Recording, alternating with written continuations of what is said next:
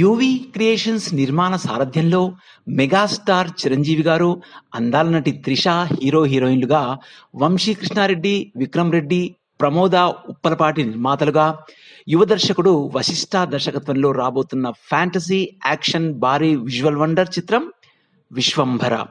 Megastar Chiranjeevi గారి అభిమానులు ఎంతగానో ఎదురుచూస్తున్న తరుణం అతి త్వరలో రాబోతుందని తెలుస్తుంది. దానికోసం చిత్ర యూనిట్ కసరత్తులు మొదలుపెట్టారు.